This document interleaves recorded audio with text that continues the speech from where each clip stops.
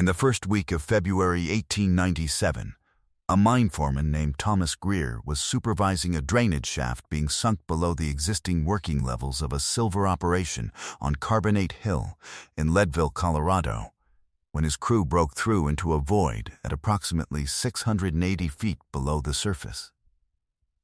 Greer had been a working miner since 1879.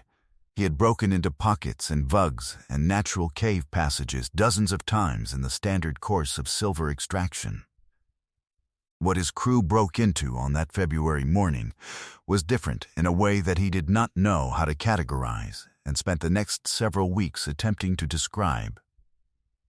He lowered a lantern on a rope, and the ceiling was not visible in the lantern's throw. He lowered a second lantern, and the walls were not visible to either side. He had been underground for 17 years, and he had never been in a room that big below 600 feet. He went down on the rope himself the following morning with 3 additional lanterns and a coil of rope to measure distances. What he found in that chamber he reported in an incident report filed with the mine superintendent on the day of his inspection, in language that the superintendent apparently found sufficiently alarming to telegraph the mine's eastern investors that same afternoon. 4 days later, a federal marshal arrived from Denver with a closure order for the shaft, citing the ongoing Leadville labor dispute as the legal authority. The labor dispute, which had involved National Guard occupation of the mines since 1896, provided adequate cover for a closure that, as far as I can determine, had nothing to do with labor. I found this through a letter, not the incident report. That document has not surfaced in any archive I have been able to search. I found it through a letter Greer wrote to his brother William in Denver, dated February 22nd, 1897, 2 weeks after the federal closure. The letter is in the Colorado Historical Society's manuscript collections, acquired in a 1963 estate sale of a Greer family descendant, cataloged under personal correspondence, and not indexed under any entry related to Leadville mining or Carbonate Hill.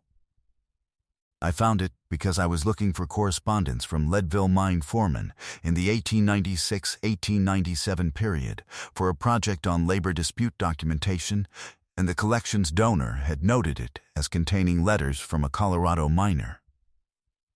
Greer's letter to his brother is 5 pages. The first 2 pages are about wages and the strike situation. The last 3 pages are about what he found in the chamber. He uses the word thrown. He crosses it out. He writes ceremonial seat of some kind. He crosses that out too. And then he writes, "William, I do not know what to call it, and I am going to describe it as exactly as I can, and let you make of it what you will. By the time we reach the end of this, you will understand what Greer described, why it left him without language, and why a United States Senator wrote a letter to the Secretary of the Interior about the Leadville shaft that year, a letter that recommended federal examination of the chamber's contents, an examination that was never conducted. I want to be honest with you about what I can show you and what remains in the archive unconfirmed. I cannot tell you what is in the chamber today, because the chamber has not been entered since 1897 to any record I have found. What I can show you is what Greer described, what the mine superintendent's telegram records show, what the federal closure order says and what it does not say, and what a senator who died in 1905, 1 year before the law that might have protected the chamber was passed, tried and failed to arrange. Leadville in 1897 is a city in distress. At its peak in 1880, it was one of the largest cities in Colorado, 60 miles above sea level in the Rockies, processing silver ore from deposits that made it briefly the second largest city in the state. The Carbonate Hill mines, the chrysolite, the ibex, the Robert E. Lee had produced silver wealth measured in tens of millions of dollars.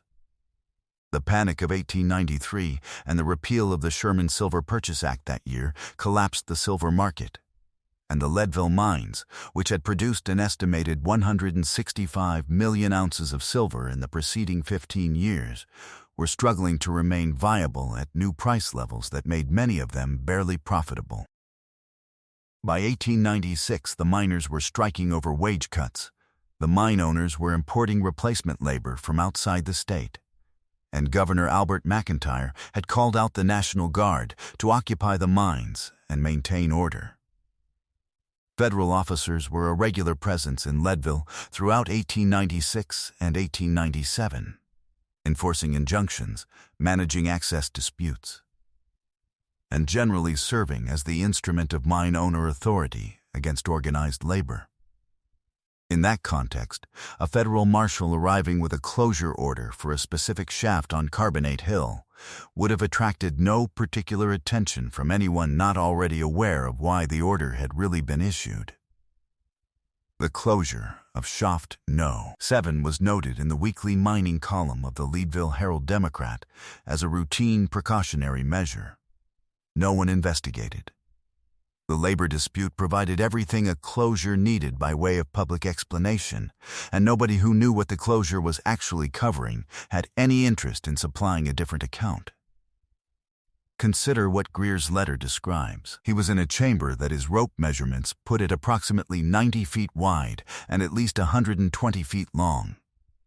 Though he could not measure its length with certainty because the chamber extended beyond the reach of his lanterns at one end, the darkness simply continuing past whatever his light could reach. The ceiling was approximately 40 feet above the chamber floor at the point where the drainage shaft had broken through, which is itself remarkable.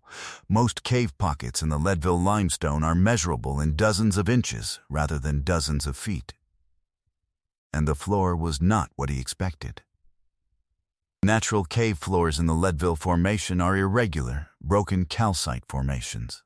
Flowstone deposits, rubble accumulation, nothing like a working surface. This floor was level. Not naturally level, not level by geological process or erosion, but worked level by human hands that had cleared the irregular formations and deposited and compacted sediment to produce a stable, flat working surface across the chamber's full area. Greer writes that the floor sediment, where he disturbed it with his boot, was fine and uniform, not the mixed debris of a natural cave floor, but what he describes as a laid surface, like a finished floor, though of packed earth rather than stone. A finished floor at 680 feet below Carbonate Hill. Around the walls of the chamber at roughly chest height, at intervals of approximately 10 feet. Where recesses cut into the limestone, he counts 14 that he could see from his position, each approximately 2 feet square, each containing objects that he describes as wrapped in what might once have been cloth or hide, now reduced to a dark and friable substance, with visible metal shapes within the wrapping at those niches where the wrapping had deteriorated most. Metal objects in wrapped bundles, in cut wall niches, in a chamber at 680 feet below Carbonate Hill. This is the part I keep returning to.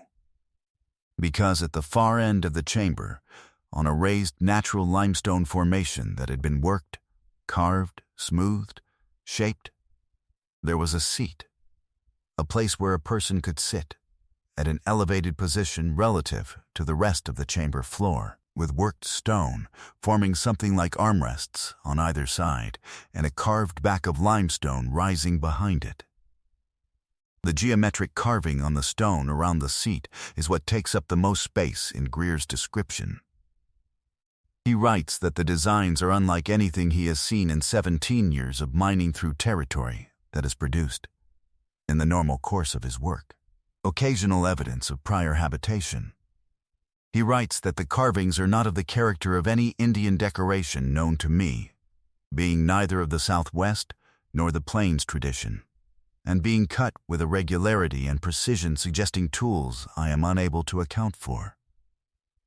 He is not claiming the chamber is supernatural or the work of a lost civilization. He is a man who knows what he knows, and what he knows is that the carving is unlike anything in his considerable experience of the region's material culture. and that whatever made it had access to precision tools of a kind that the commonly understood pre-contact technology of the Colorado high country does not obviously include. The mine superintendent's telegram log for February 1897 is in the records of the Matchless Mining Company's successor operations, held at the Colorado School of Mines Library in Golden. The log shows a message sent on February 8th, the day of Greer's underground inspection, to what the log describes as Harriman Interests, New York, with no content recorded, only routing and date. The Harriman Banking Group held partial investment positions in several Leadville silver operations in this period. This is documented in their financial records at Columbia University's Rare Book and Manuscript Library. A return message is logged 2 days later, February 10th, from the same destination. Again, no content. On February 12th, the log shows a message sent to the U.S. Marshals office in Denver. On February 16th, the closure order arrived. The chain is discovery on February 7th, superintendent's telegram on February 8th, Harriman response on February 10th, Marshals request on February 12th, closure on February 16th. 9 days from Greer's rope measurements to a federal officer with a closure order. That is a rapid institutional response to a labor dispute precaution. The federal closure order is in the National Archives Regional Facility in Denver, Record Group 527, Records of the U.S. Marshal for the District of Colorado. The order cites precautionary measures pending resolution of labor unrest in Leadville Mining District as its authority.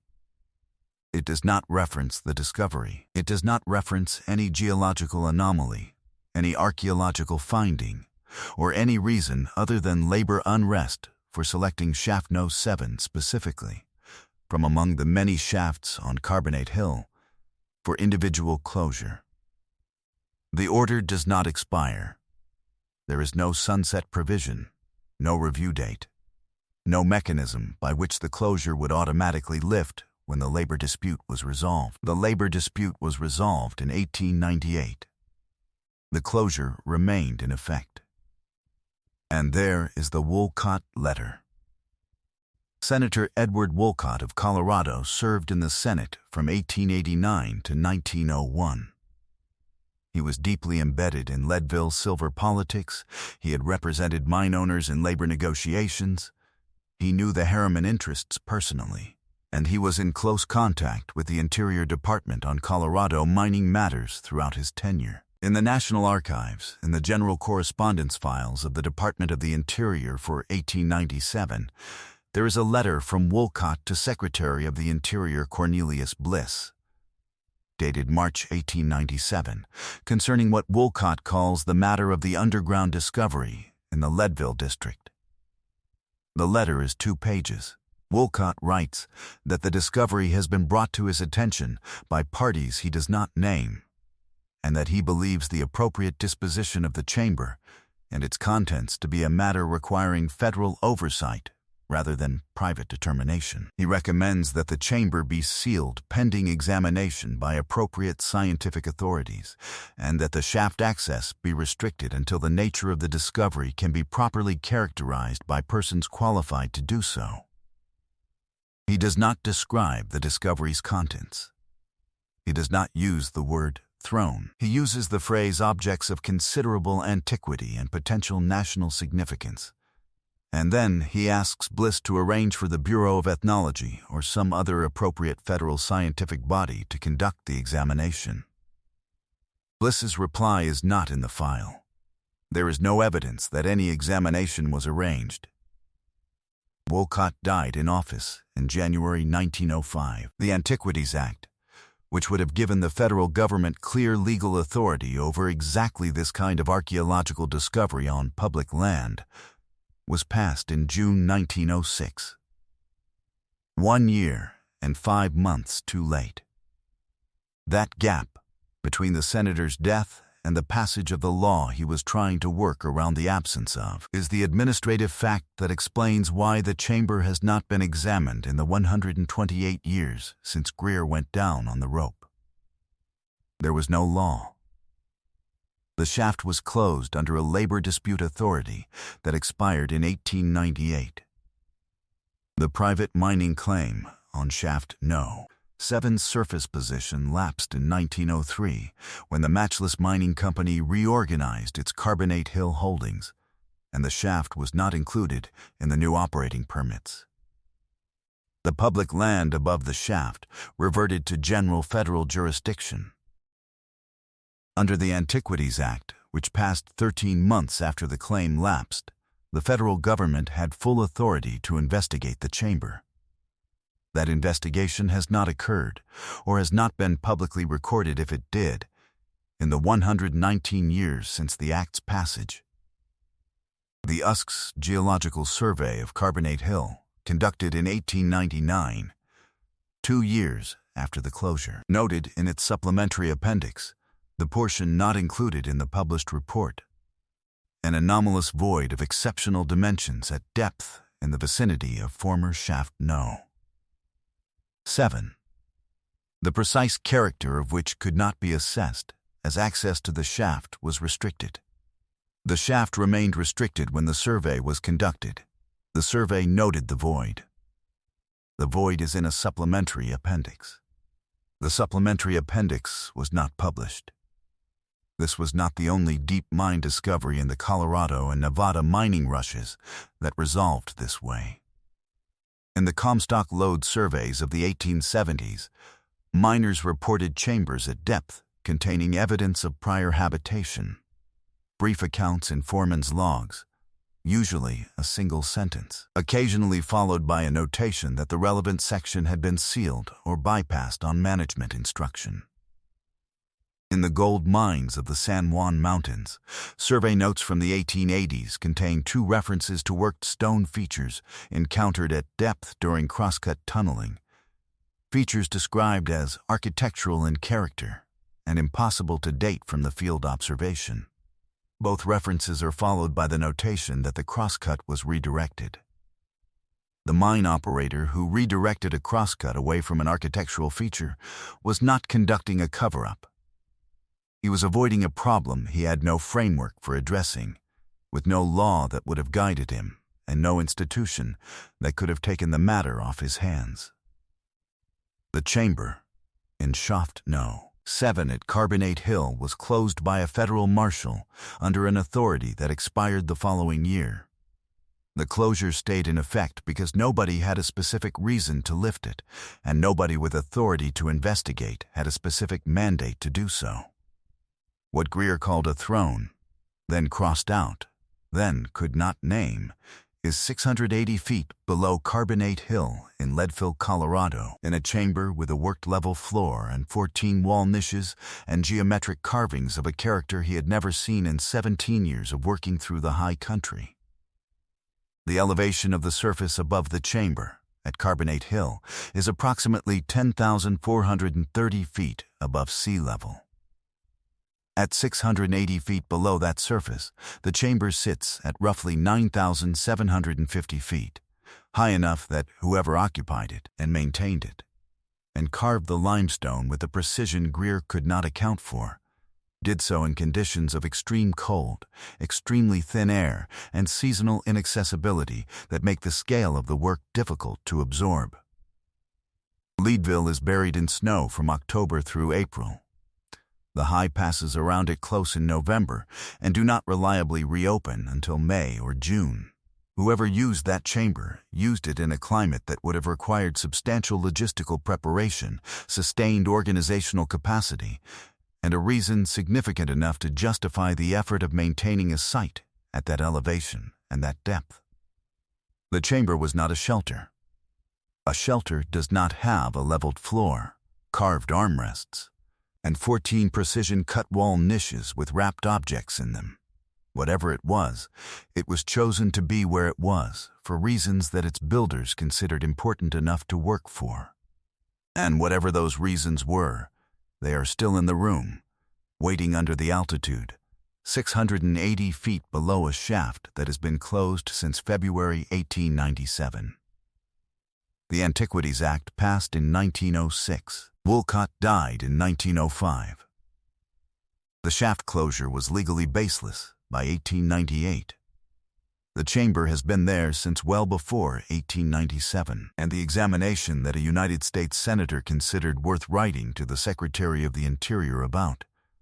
The examination he called for using language suggesting he understood it was significant enough to require federal scientific authority rather than private mining company discretion, has not been conducted in any form that has produced a public record. If this is something you find yourself needing to share it with someone who thinks the deep history of the American West begins with the prospectors.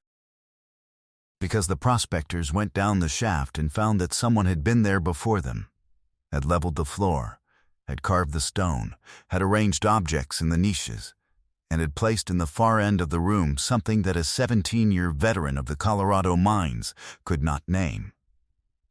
He wrote his brother. He crossed out throne. He wrote, "I do not know what to call it." He was describing the evidence accurately. He did not have the category, and the people who might have supplied it were prevented from going down the rope by a closure that has never been formally lifted.